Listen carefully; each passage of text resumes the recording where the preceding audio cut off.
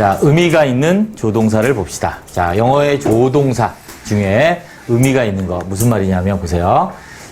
조자가 무슨 조자게? 돌, 그렇지, 훌륭합니다. 아침조 누구니? 아침 동사니? 미친 거 아니니? 조수 알지, 조수.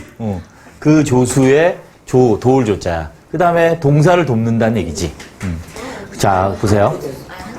이게 다 한자라서 문법은 어려워. 그래서 문법을 한자를 좀 많이 해야 좀 빨리 이해가 돼요. 봅니다. 동사를 도와 동사 형태를 바꾸거나 구체적인 의미를 더해주는 역할을 하는 게 조동사야. 쉽게 말하면 동사를 뭐 해준다고? 조동사는 돕는 동사. 동사를 돕는 것들을 우리는 조동사라고 하는 거지. 동사 형태를 바꾸거나 구체적 의미를 더해주는. 보세요. 그럼 조동사 단독으로는 쓸 수 있다, 없다? 없다. 동사를 돕는 거니까 혼자는 안 된다. 조동사의 종류, 별표 3개. 자, 우리가 일반적으로는 의미가 있는 조동사 배우는데 의미가 없는 조동사도 있어요. 그래서 의미가 있는 의미 조동사란 말이 있고 의미가 없는 그냥 형식적으로 형태를 바꿀 때 쓰는 조동사가 있어요. 그러니까 예를 들어서 여러분이 알고 있는 일반적인 조동사들. 자, 뭐뭐 해야 된다. 뭐지? should나 뭐 또 must 이런 게 이제 의미가 있는 조동사야. 뭐뭐 할 수 있다가 뭐니? 조동사 can. 이런 의미를 넣어주는 게 의미 조동사야. 이렇게 의무, 가능, 예정, 허가 등 동사에 구체적인 의미를 추가하는 건 의미 조동사고, 자, 의미가 없는 게 있어요. 조동사 중에. 그래서 문장의 종류나 동사의 시제나 태를 바꿔요. 그런 걸 뭐라 그래? 이건 따로 또 할 거예요. 비동사, have 동사, do가 조동사로 쓰일 때가 있어요. 그게 대표적인 뭐냐면 be 플러스 pp 하면 무슨 태야? 수동태. 그렇지. 그때 이때 be가 조동사야. 됐죠? 그래서 이렇게 의미가 있는 조동사 있고 의미가 없는 조동사도 있다라고 구분하시고, 다음. 그래서 의미 조동사는 구체적인 의미를 더하는 조동사예요. 당연히 해석을 해야지. 해석의 별표. 우리가 보면 조동사 해석 안 하고 막 넘어가는 경우가 가끔 있는데, 여기 이제 대표적인 조동사들 왔습니다. 그 다음에 별표. 이건 다 알지? 조동사 뒤에는 뭐 형태를 뭘 써요? 동사의 동원. 그렇지. 동사 원형을 쓴다. 동사 원형을 쓰는 게, 자, 의미가 있는 조동사 다음이다. 그래서 여러분이 아는 이런 조동사들이 다 의미가 있는 조동사고, 이 뒤에는 동사 원형. 루트라고 하죠, 루트. 뿌리란 얘기야. 뿌리, 원형이란 얘기예요. 자, 어떤 게 있나 한번 쭉 반대해 볼까요?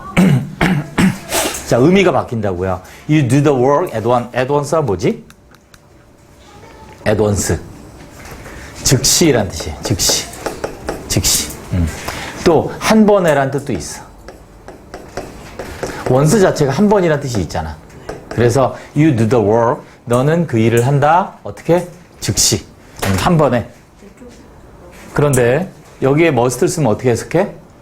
즉시 해야 한다. 그렇지, 해야 한다. 의무가 된다는 거지. 이렇게 의미가 더해진다는 얘기야. 또 he speaks English well. 그는 영어를 잘 말한다. 근데 can speak 하면 잘 말할 수 있다. 가능.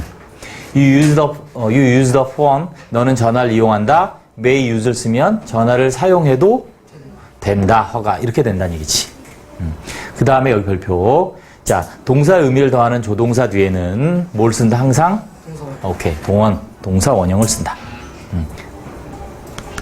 자, 다른 것들은, 다른 조동사, 아까 나왔던 뭐 비동사 같은 경우는 수동태일 때 어떻게? pp. 이렇게 동사 원형이 아니라 과거분사 오잖아. 그지? 이런 건 의미가 따로 없다고, 이때 비동사는. 그런데 우리가 아는 일반적인 의미가 있는 조동사들은 뒤에 동사 원형을 쓰고 그것을 씀으로 해서 의미가 변화한다. 라고 정리하시면 돼요. 네, 됐습니다.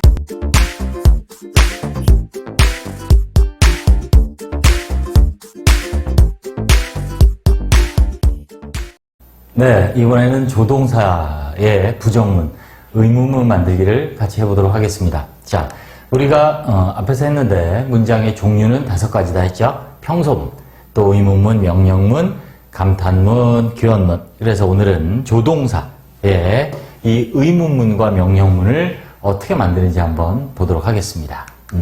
간단해요. 영어에 대원칙이 있습니다. 영어에 이렇게 조동사가 있으면요, 영어의 조동사는 두 가지입니다. 지금 여기 나와 있는 조동사들은 다 의미가 있는 조동사들이죠. 그래서 can work, 또 will not solve, 전부 다, 가능, 또 미래, 이런 의미를 나타내는 조동사인데, 우리 비동사랑 have 동사도 조동사예요. 단지 형식 조동사라 그래서 특별한 의미는 없고, 시제나 태를 바꿀 때 쓰는 조동사 있다고 했습니다. 아무튼, 영어에서 조동사가 있으면 부정문을 만들 땐 바로 그 뒤에 not을 그냥 붙이면 돼요. 간단합니다. 즉, he can work harder. 그는 더 열심히 일할 수 있단데, 부정문은 어떻게 돼요? 이 not을 붙여요. can't or cannot 하면 되죠. 이렇게 써도 되고요. 그래서 일할 수 없다. he will solve the problem. he will solve라는 조동사 플러스 원형이 쓰였는데 이의 부정문은 어떻게 하면 된다? not을 붙이면 된다. he will not 아니 he won't 해서 이렇게 not을 붙이면 조동사의 부정문이 됩니다. 조동사는 다시 한번 말씀드리면 크게 두 가지가 있다 그랬습니다. 조동사는 지금처럼 can처럼 must처럼 의미가 있는 조동사와 형식, 어떤 문장 형식에서 즉 시제를 바꾼다든지 문장 형태를 또 능동태, 수동태를 바꾼다든지 할 때 쓰이는 비동사 같은 이런 조동사 두 가지의 조동사가 있고요. 어느 조동사든지 부정문을 만드는 건 똑같아요. 뭘 붙인다? 뒤에 not을 붙인다. 네, 됐습니다. 그 다음에 이제 의문문이에요. 의문문의 기본 형태가 어떻게 되는 거냐면 동사 플러스 주어 이렇게 도치된 것이 의문문이죠. 물론 끝에 이제 question mark를 붙여야 되고요. 그럼 조동사 있으면 어떻게 되느냐? 이것도 간단합니다. 조동사 플러스 동사 원형의 이 의미 조동사를 주어 앞으로 보내면 그냥 의문문이 되는 거예요. 즉, I can win the game. 나는 그 경기를 이길 수 있어. 그죠? 그럼 어떻게? Can I win the game? 그 경기를 내가 우승할 수 있을까라고 이렇게 can win을 해서 can을 앞으로 보내고 can I win 이렇게 쓰면 되는 거죠. 두 번째 조심해야 될 게, must attend the party. 너는 그 모임에 꼭 참석해야만 한다. 라는 조동사 must는 의무입니다. 뭐뭐 해야 한다. 그래서 must you attend 이렇게 쓰기도 하지만 이것보다 더 must 같은 경우는 의문문을 만들 때 더 많이 쓰는 게 have to죠. 우리가 must의 동의어입니다. must 뭐뭐 해야 한다, have to도 뭐뭐 해야 한다예요. 그런데 의문문을 만들 땐 must you attend 하지 말고 do you have to 이런 식으로 많이 쓴다는 거죠. 그래서 조심하셔야 될 게 have to you가 아니고요. have to you attend가 아니고 do you have to attend 이런 구조로 쓰이는 것도 꼭 눈여겨보시기 바랍니다. 뜻은 같은데 형태가 달라요. 그죠? must를 쓸 때는 must가 앞으로 가서 must you attend 이렇게 쓰는데 실제로 저렇게 잘 안 쓰이죠. 그래서 do you have to 라는 표현으로 많이 쓴다. 다음 you may use you may use the phone. 넌 전화를 사용해도 좋다? 그럼 뭐야? May he use the phone? 이렇게 되는 거죠. 그래서 조동사가 또 주어 앞으로 가서 의문문이 됐습니다. They could solve the problem. 그들은 문제를 풀 수 있었다. Could they? 그들은 문제를 풀 수 있었니? 하고 이렇게 조동사를 주어 앞으로 보내서 의문문을 만든다. 영어의 대원칙입니다. 영어의 조동사가 있고요. 뒤에 일반적으로 의미조동사는 동사 원형이 오죠. 의미조동사는 동사의 원형을 씁니다. 이렇게 돼 있을 때 부정문을 만들 때 어떻게 한다? 여기에 not을 붙이고 의문문을 만들 때 어떻게 한다? 조동사가 주어 앞으로 가고 이렇게 정리하시면 되겠습니다. 네, 됐습니다.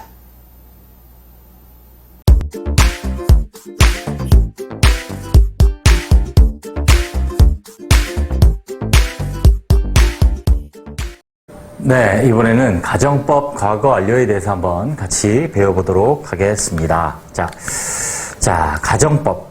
일단 개념을 아셔야 되겠죠? 가정법 그러면 여러분이 잘 아는 직설법의 반대다, 사실의 반대다 라고 얘기를 하는데 일단 다 필요 없고 여러분이 우리가 수험생으로서 기억하셔야 될 가장 중요한 것은 가정법 그러면 반드시 주절에 즉 접속사가 없는 그죠? 주인이 되는 그 절에 조동사가 있다. would, could, should, might 중에 하나인 조동사가 있다라는 것이 가장 중요합니다.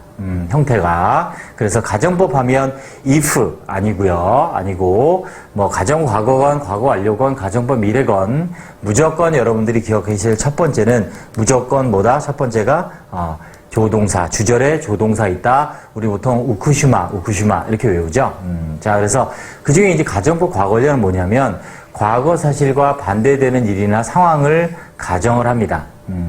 그런데 왜 과거 완료라고 하냐면 좀 이따 보시겠지만 if절에 시제를 이전 시에 쓰거든요. 가정법은.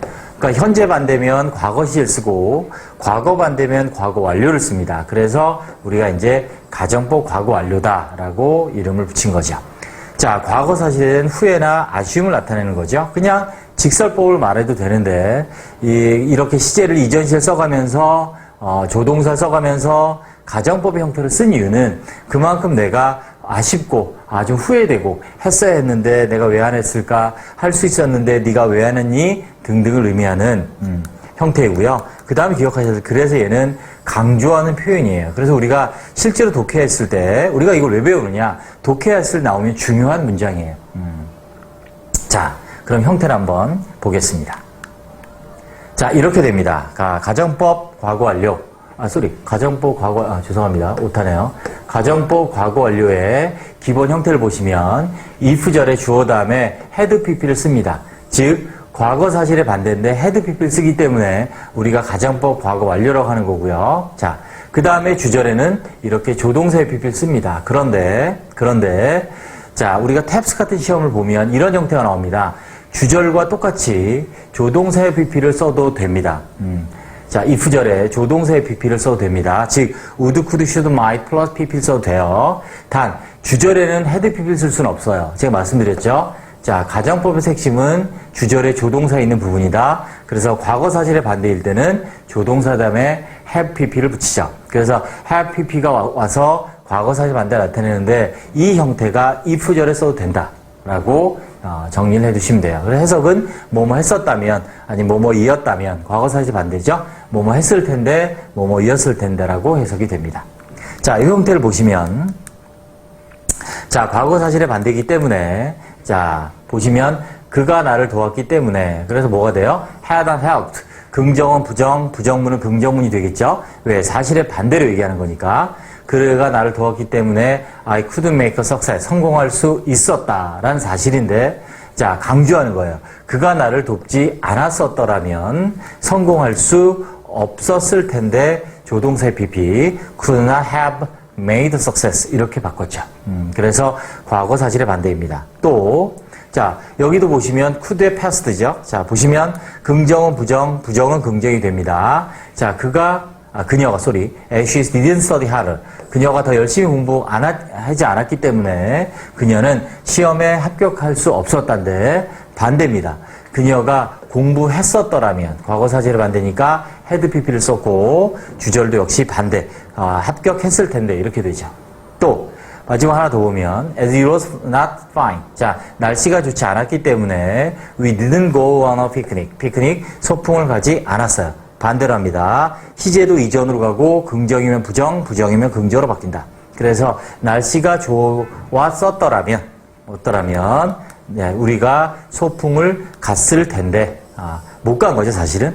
네, 이렇게, 자, 세 가지. 첫 번째, 조동사 쓴다는 거. 두 번째, 긍정은 부정, 부정은 긍정이 된다는 거. 그 다음에 세 번째, 전체로 다 이전 시를 쓴다. 이게 가정법의 핵심입니다. 네, 수고하셨습니다.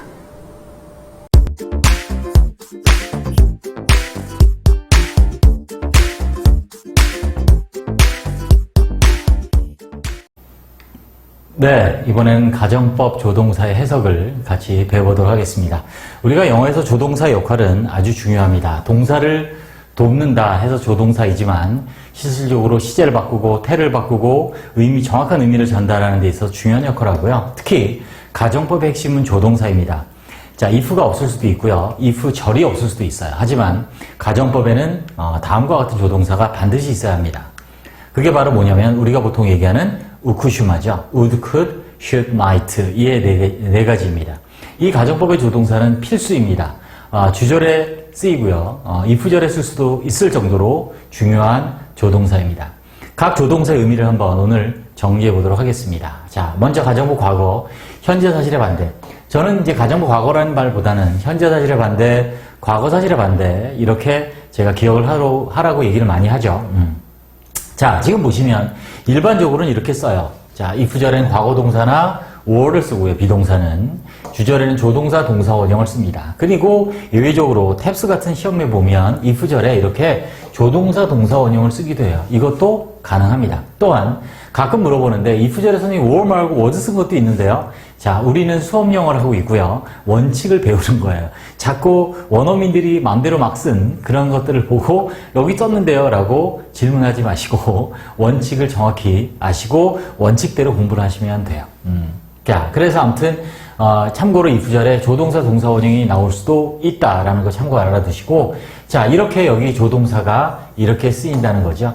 자, 이렇게 if절에 조동사 플러스 동사, 원형을 쓸 수 있을 정도로 조동사는 중요합니다. 또 이쪽 주절에 과거 동사나 or를 쓰는 건 안 돼요. 반드시 조동사가 있어야 돼요. 가정법엔. 그래서 가정법은 이쪽이 중요합니다. if절은 생략할 수 있거든요. 그래서 어떻게 되냐, 의미가 would, might는 그냥 의도, 뭐뭐일 텐데, 뭐뭐 할 텐데, could는 이제 가능의 의미가 있죠. 그죠? could, 뭐뭐 할 수 있는데, should, ought는 의무죠. 뭐뭐 해야만 하는데, 뭐뭐 이어만 하는데, 자, 이런 의미가 있고요. 그래서 직설법으로 하면 당연히 반대죠. 안 한다, 아니다, 이런 의미가 되겠습니다. 자, 과거 사실의 반대인 가정법 과거 완료. 왜 가정법 과거 완료라 그래요? if절에 had pp, 원래 의미보다 이전 시제를 쓰기 때문에 우리가 가정법 과거 완료, had pp를 써서 그렇게 얘기하는 거고요. 여기도 보시다시피 이렇게 주절에 조동사의 pp를 써서 과거 사실의 반대를 나타냅니다. 또 역시 얘도 if절에 이렇게 조동사의 pp를 쓴 시험 문제가 탭스 같은 경우는 나오기도 한다. 쓸 수 있다. 자, 똑같습니다. 시제만 다른 거죠. 앞에는 현재 사실의 반대였다면 얘는 이전 사실의 반대. 정확히 말하면 과거 사실이 아니라 사실은 이전 사실이에요. 자, 이건 따로 가정법 파트에서 또 한번 제가 말씀드릴 거고요. 아무튼 일반적으로는 이제 과거 사실의 반대라고 하니까, 그래서 would might는 의도고, 자, 여기 보면 could, 가능, 뭐뭐 할 수 있었는데, 뭐뭐 이었을 수 있었는데, 그리고 우리가 시험에 많이 나오는 이 의무, should의 pp죠, 바로. should have pp, 아니면 ought have pp에서 뭐뭐 했어야만 했는데, 이었으면 했는데, 안 한 거, 그런 거죠. 직설법은 이제 과거의 반대인 가정법과 달리 사실 그대로 안 했다, 아니었다, 이렇게 해석이 되겠습니다.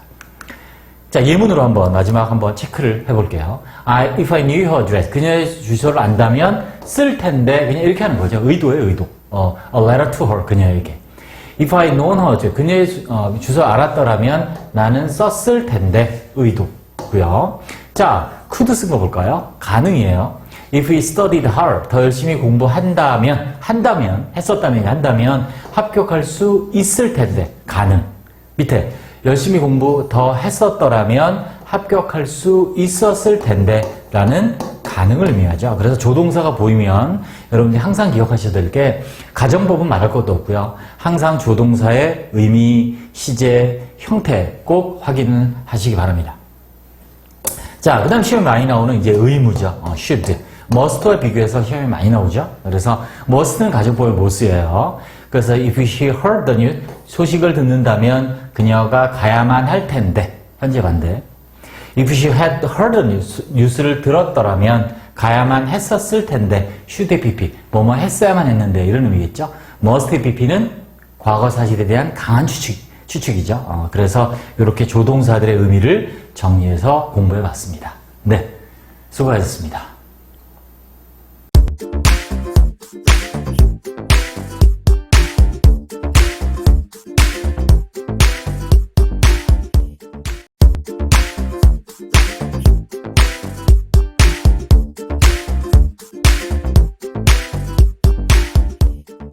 자, 갑니다. 아주 중요한 게 나와 있습니다. 보세요. 추측의 조동사 하는데 이전 사실 이렇게 써 있는데 무슨 말이냐면, 잘 들으세요. 우리가 조동사 뒤에 have pp가 붙으면, 연우야, 얘는 시제가 뭐니? 다 과거로 공부한단 말이야. 그지? 자, 기억합니다. 조동사의 pp는 과거가 아니라 이거예요. 무슨 말이냐면, 지금 얘기하는데 지금보다 이전의 일, 즉 과거를 얘기해. 그때 조동사의 pp야. 그런데 과거보다, 과거의 시점보다, 그 과거보다 더 이전에 일한 일을 나타내. 그땐 조동사 have pp라고. 가정부도 마찬가지야. 그 사실은 과거 사실의 반대가 아니라 이전 사실의 반대야. 이제 현이 되지? 그 얘기야. 자, 중요한. 그리고 이거 완료시 아니야. 현재 완료 아니야. 자, 절대 현재 완료 조심합니다. 자, 그래서 추측의 조동사는 세 가지라 그랬지? must, may, cannot. 그래서 must는 뭐야? 강한 추측. may는 약한 추측. cannot은 부정적인 강한 추측. 그래서 그때 얘기했잖아. 자, 김장을 합니다. 그래서 무를 마당에 쌓아놨어. 자, 무가 100개 정도 될 것 같은데 must로 추측해봐. 그럼 100, 우리말로 뭐라 그래? 100개? 임에 틀림없다. may는 100개? 일지도 모른다. cannot 100개? 아니지 않아. 일리가 없다. 부정적인 추측이라고. 100개 아니다. 아닐 것이다. 그래서 외우라고. 무가 몇 개냐고? 무 몇 개? 100개. 미안해. 송가 이해 안 되니? 무 몇 개? 100개. 진짜 힘들어요, 진짜. 할머니? 이해 안 되죠? 네, 이따 집에 가면서, 자, 우리 손녀한테, 연우 손녀한테 물어보세요. 이게 무슨 말인지. 네. 할머니는 좀 이해하기 힘드실 거예요. 네. 좀 이해 힘들어요. 무 몇 개가 참 힘든 얘기예요. 자, 그래서 must, may, cannot을 꼭 외웁니다. 자, 무조건 과거 사실이 아니라 이거란 말이야. 기준이 되는 시제보다 이전 사실의 추측이다. 그래서 현재 과거 사실 추측할 때도 조동사의 pp, 과거에 대해 대과거 사실 추측할 때도 조동사의 pp. 조동사 뒤에 have pp가 있다고 현재를 혼동해서 안 된다. 이렇게 설명한 학원이 있어요. 동영상에 올려놔서 홈페이지에 그 학원은 미쳤나봐. 이렇게 틀린 거를. 자, must have pp. 이전 사실에 대한 무슨 추측? 강한 추측, 강축. 강력 추천 아니고 강한 추측. 뭐뭐 했음에 이었음에 틀림없다. He must have been hungry. 그는 배고팠음에 틀림없다. 현재 사실을 추측해. 나는 확신해. 그가 배고팠다고. 그치? 이 말이란 얘기예요. 두 가지가 다 된다고. I'm sure that he was hungry도 되고 I was sure he had been hungry가 다 된다는 얘기야. 문맥으로 구분하는 거지. 이전 사실에 대한 확실한 추측, 강한 추측일 때. 또 may의 pp, may, 뭐뭐 이었을지도 모른다, 했을지도 모른다. 그래서 may have been hungry, 배고팠을지도 모른다. 내가 it is possible, 가능성이 있다는 거죠. 이전에 배고팠을 가능성이 있다. 또 가능성이 있다, 그 이전에 배고팠었을 가능성이 있다. 이런 식으로. 이 두 개가 다 may have pp를 쓴다는 얘기야.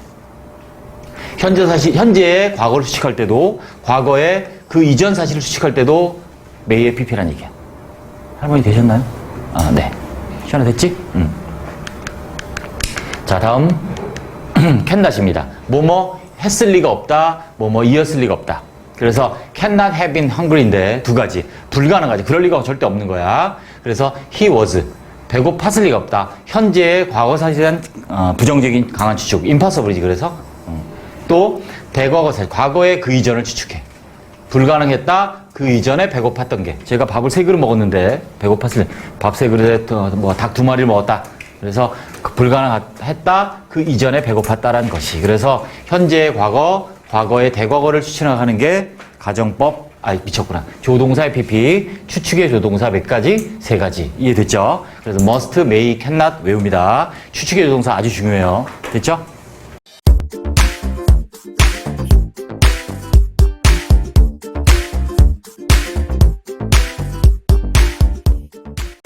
자, 조동사의 과거형 정리입니다. 자, 우리가 조동사는 뭐를 돕는 동사? 뭐를 돕는 동사? 동사를 돕는 동사예요. 자, 많죠? 자, 우리가 잘 정리해 봅니다. 자, 하나씩 보자. 우리가 일반적으로 must는 뭐뭐 해야 된다라는 뭐로 제일 많이 쓰이냐면 의무로 많이 쓰이죠. should도 의무예요. 뭐뭐 해야 된다. 자, 보세요. 자, 현재형은 must나 have to 써도 돼요. should, 뭐뭐 해야 된다 됐어요. 그런데 보세요. 과거형 보세요. must의 과거형은 뭐다? had to. must도 아니에요. had to야. 이렇게 둘 다. 그래서 과거형은 뭐뭐 했어야 했다 이렇게 하면 돼요. 됐죠? 자, 밑에 봅니다. may가 제일 많이 쓰이는 뜻이 뭐로 쓰이냐면 허가죠, 허가. 뭐뭐 해도 좋다. 그런데 보세요. may 대신에 뭘 써도 돼? might를 써도 돼요.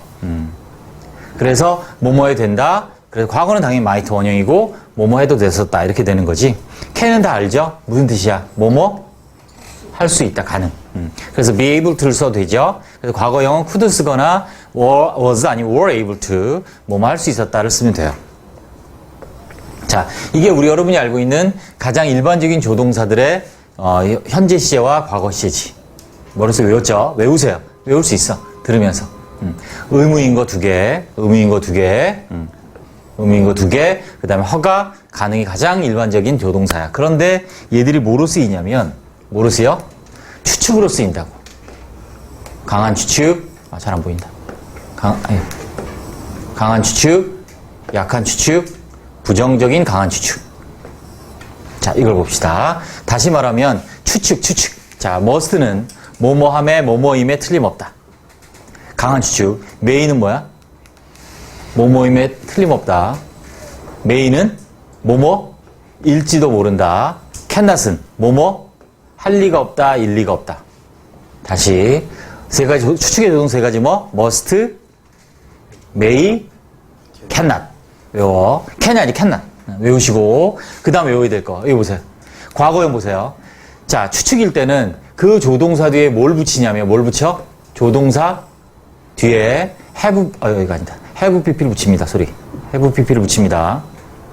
어디 갔어? have pp를 붙입니다. 세 가지. 다시 must have pp, 그 다음에 may, might have pp, cannot have pp는 과거 사실에 대한 추측. 그래서 뭐뭐 이었음에 틀림없다, 했음에 틀림없다, 이었을지도 모른다, 뭐뭐 했을 리가 없다, 이었을 리가 없다 이렇게 돼요. 추측의 동사 몇 개라고? 외우세요. 뭐? must, 또 may, 또 can이 아니라 can, not 세 가지 추측의 동사. 자, 이렇게 외웁니다. 자, 우리가 김장을 합니다. 김장을 하는데 마당에 무가 막 쓰여 있어. 우리 추측의 조동사를 한번 말해보자. 자, 100개인데 must로 하면 우리말로 뭐라고? 100개? 임에 틀림없다. 강한 추측이라고. must는 it must be 100 이렇게 강한 추측, 뭐뭐임에 틀림없다. may로 하면 100개? 일지도 모른다. cannot으로 하면 100개? 일리가 없다. 이렇게. 됐죠? 그래서 무가 몇 개라고? 무 몇 개?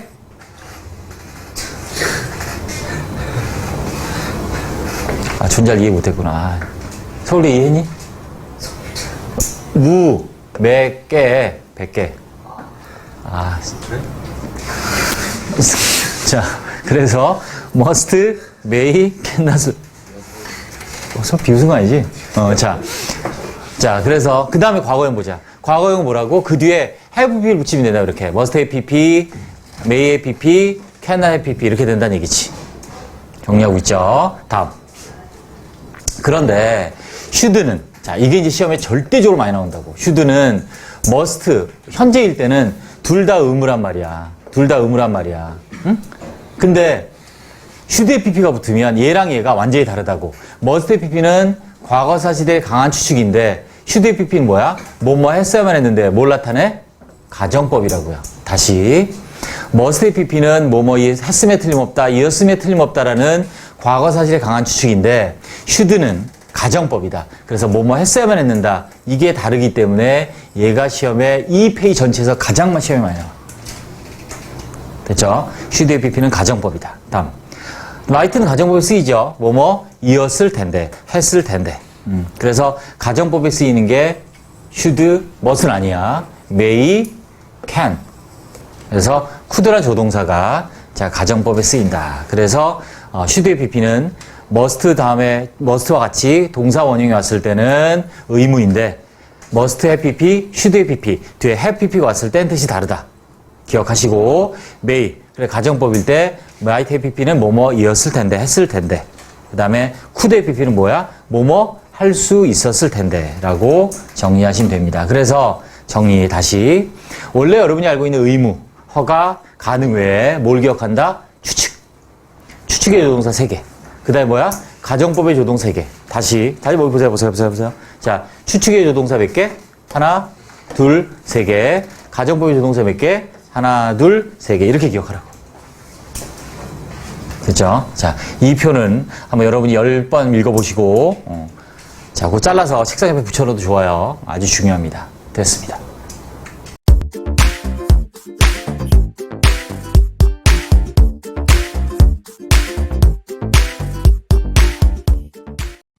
네, 이번에는 관계대명사의 정의와 원리에 대해서 한번 알아보겠습니다. 우리가 관계대명사 영어의 기초고 굉장히 중요하죠. 자, 이해하셔야 됩니다. 자, 우리말에 없는 이 관계대명사는 어떤 것인지 한번 자, 정리해 보겠습니다.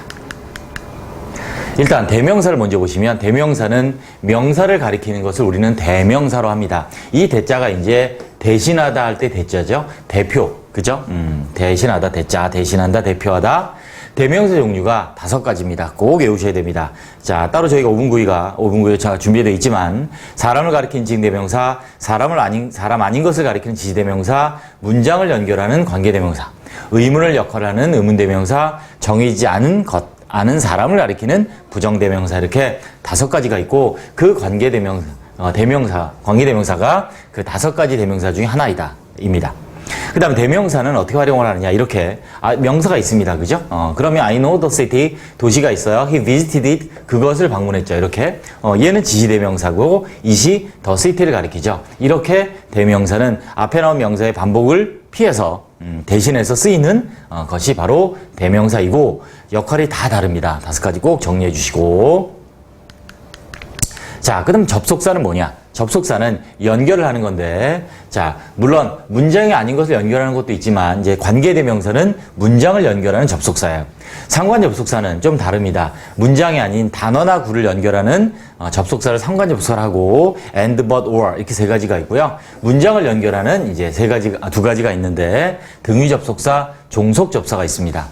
그 중에 관계대명사는 종속접속사에 속해요. 자, 이렇게 접속사 한 종류다, 관계대명사가. 그래서 접속사가 어떻게 활용이 되느냐, 이렇게 연결을 한다고요. 2개의 문장이 떨어져 있는데, I know the city, he visited it이라는 2개의 문장을 연결해요. 이렇게. 얘는 등위접속사 연결했죠. 그래서 나는 안다 그 도시를, 그리고 그가 그것을 방문했다 라고 문장을 연결하는, 이게 바로 접속사입니다. 자, 접속사는 말씀드린 것처럼 항상 문장을 연결하는 건 아니다. 문장이 아닌 것도 있고 문장을 연결하는 것들이 있다. 근데 등위, 나중에 또 자세히 또 우리 5분구들이 많이 있겠지만, 종속접사의 일종이다. 뭐가? 관계대명사는. 됐습니다. 자, 그럼 이렇게 관계대명사는 지금 설명한 것처럼 접속사 역할을 하는 대명사예요. 즉 대명사, 명사를 대신하는 거고, 접속사, 문장을 연결하는 2가지 역할을 하는 대명사, 그게 관계대명사다. 자, 이렇게 됩니다. 원리가 보시면, 자, I know city 하고 she visited it이라는 2개의 문장이 있는데, it이 이제 여기는 지시대명사가 쓰였어요. 그죠? 대명사예요. 그런데 얘를 이제 뭐로 연결하냐면 접속사로 연결합니다. 뭐로? 등위 접속사로 연결해요. 자, 지시대명사고 등위 접속사죠. 아무튼 대명사고 접속사가 있는 이런 상황이에요. 그래서 보시면, 자, 여기 대명사 그대로 왔고, 그 대명사 있는 문장을 이제 등위 접속사 엔드로 연결을 했어요. 그래서 끝에 이제 대명사가 있죠. 자, 이렇게 대명사가 있는 문장이 접속사로 이렇게 등위 접속사로 연결이 됐습니다. 그런데 우리말에 없는 영어에는 뭐가 있냐면 관계대명사라는 것이 있다. 자, 우리말은 대명사 접속사라는 거 있지만 관계대명사라는 건 없다고요. 근데 영어에서는 뭐가 있냐면 이렇게 접속사 역할과 대명사 역할을 같이 하는 게 있어요. 그래서 그걸 이용하면 문장을 더 짧게 만들 수 있어요. 그래서 관계대명사를 많이 쓰는 거예요. 왜? 간단한 걸 좋아하니까. 짧고 간단한 게 좋잖아요. 그죠? 복잡한 것보단. 그래서 and와 is의 역할을 동시에 할 수 있는 게 있는데, 그게 바로 관계대명사다. 이렇게 되는 거죠. 그럼 얘는 왜 위치냐? 자, it이 가리키는 게 the city인데, it이 사람이 아니라 사물이죠. 그때는 위치를 쓴다고요. 만약 the city가 아니고 사람이 있다면 who를 썼겠죠. 그래서 이게 바로 관계대명사. 다 정리하면 이렇게 접속사의 역할과 대명사 역할을 함께 하는 게 관계대명사고 여기서는 사물이라서 위치를 쓴 거다. 제가 영어를 우리나라에 처음 들어왔다면 저는 관계대명사가 안 하고 접속대명사라고 이름을 붙였을 것 같아요. 훨씬 이해하기 좋잖아요. 접속사 역할하는 대명사. 그러니까 접속대명사. 근데 안타깝게 우리가 일본의 영어를 그대로 가져오다 보니 관계대명사라는 용어를 쓰고 있는데 여러분도 그냥 이렇게 이해하셔도 돼요. 관계대명사 나오면 접속대명사. 이렇게 기억하셔도 좋겠습니다. 네, 마치겠습니다.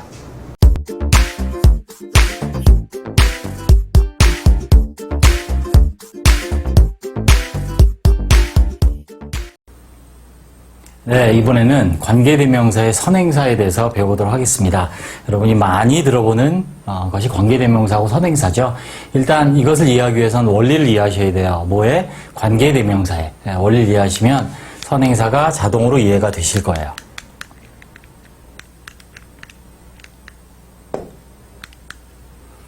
자, 선행사 플러스 관계대명사 이런 구조로 되어 있죠. 자, 관계대명사란 관계란 말이 사실은 접속사라는 의미예요. 관계대명사는 접속사 일종이다. 꼭 기억해 주시고 접속사 역할하는 대명사 관계대명사다.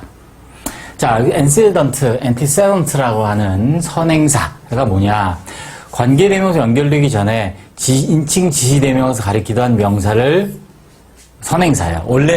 원래 연결되기 전에 다른 문장에서 대명사가 가리키던 명사가 선행사인데 자, 이것이 연결되면서 이제 관계대명사 가리키는 명사가 되는 거죠. 그 명사가. 그래서 관계대명사 이끄는 형용사절에 수식을 받는 명사. 그것을 우리는 선행사라고 합니다. 정리하면 다시.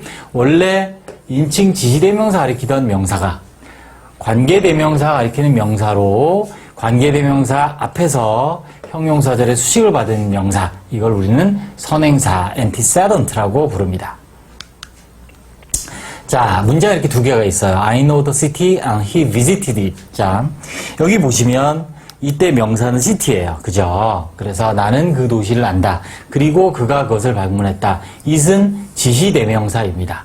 그래서 이렇게 있던 이제 등위접수 연결된 문장에서 it이 지시대명사 it이 가리킨 city가 두 개의 문장을 연결되면서 it이 즉 지시대명사가 관계대명사로 변하면서 하나의 문장으로 연결이 됐습니다. 지시대명사는 연결한 기능이 없죠. 그냥 무언가를 가리키는 대명사가 지시대명사고, 자, 문장을 연결하는, 즉, 접속사의 기능을 하는 관계대명사로 바뀌면 문장이 연결됐습니다. 이때 city는 그대로 있어요. 그대로 있는데, 이 명사를 우리는 선행사라고 합니다. 이때 it이 위치로 바뀌면서 it이 가리키던 city, 똑같이 위치가 city를 가리키고요.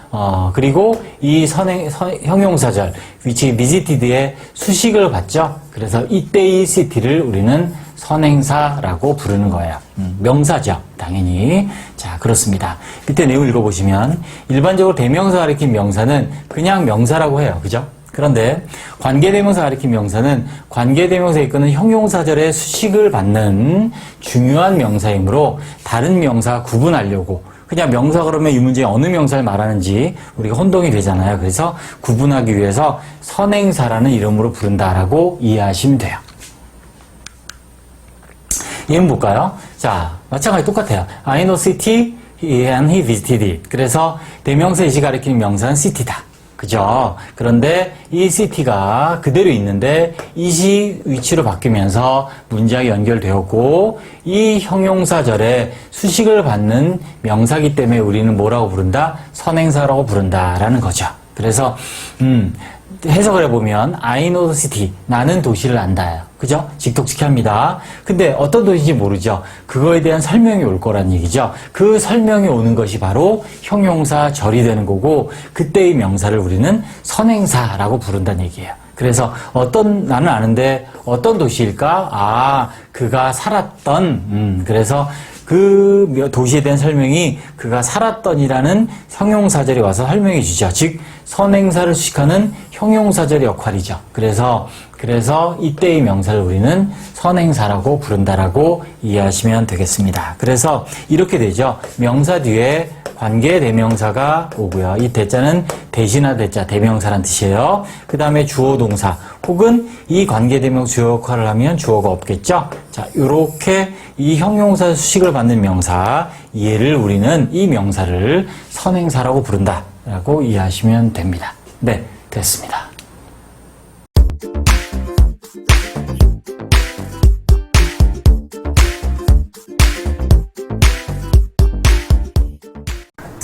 자, 이번에는 관계대명사의 종류. 자, 기본이면서 중요하죠. 자, 일단 개념.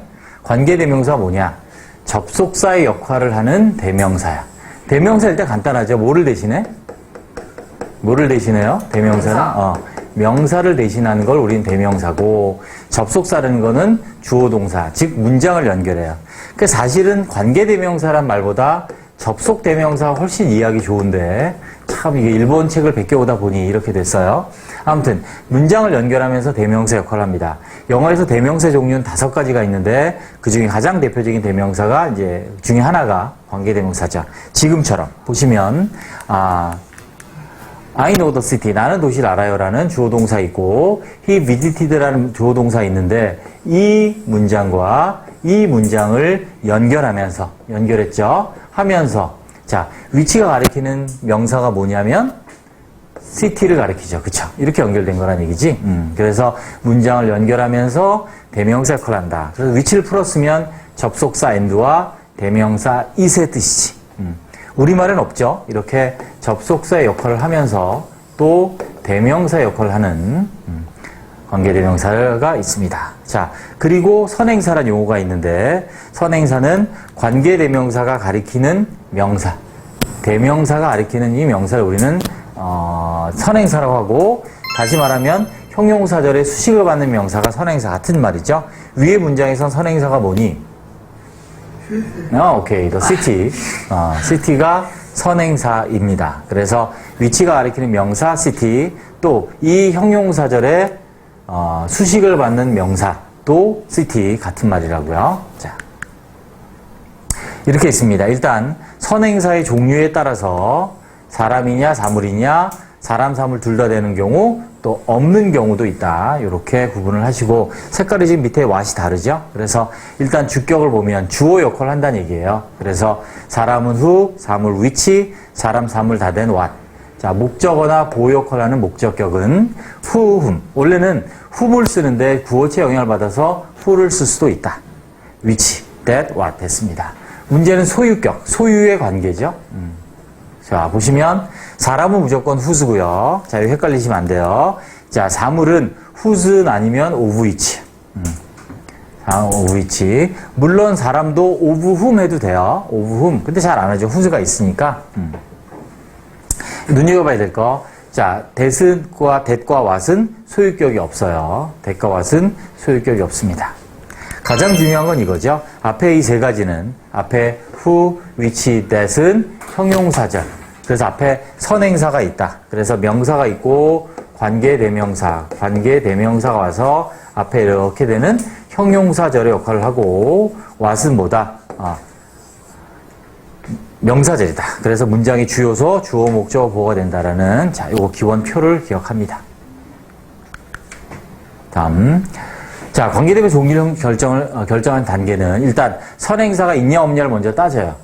선행사가 앞에 있는가 없는가. 없으면 당연히 what이지. 왜? 명사절이니까. 있으면 뭐다? who, which, that이 되는 거지. 형용사절. 그 다음에 형용사절이야. 있어요, 만약에. 근데 선행사가 사람인가 사물인가. 사람이면 뭐? who, 사물이면 which, 아니면 that 이렇게 되는 거지. 그 다음에 관계대명사 역할. 그 관계대명사 역할이 뭐냐? 종류를 몰랐으면 이젠 역할이. 그 관계대명사가 형용사절 안에서 주어냐, 목적어냐, 보어냐, 또 소유관계냐에 따라서 격이 달라지는 거지. 그 격에 따라서 앞에 아까 한 것처럼 이제 주격, 목적, 소유격이 달라지는 거죠. 그래서 예문을 보면 이렇게 되는 거야. We helped the boy. 뭘 써야 돼요? 사람이고 who. 그죠? 주어니까 주격 who. 얘는 he helped the boy 사람인데 주어동 그렇지. 목적격을 쓰죠. 그래서 whom인데 who를 써도 된다. 이렇게 되는 거지. 소유격. He helped the boy. 소년을 도왔어. 그렇지. 그 소년의 이름이 탐이다. 이렇게 소유격이 되는 거죠. 그래서, 얘만 잠깐 보면, 선행사가 있다. 그리고 사람이다. who나 whom이다. 그래서 목적격 whom. 선행사가 있다. 사람이다. 근데 소유관계다. 소수, 소유격. 이렇게 된다는 얘기입니다. 됐습니다.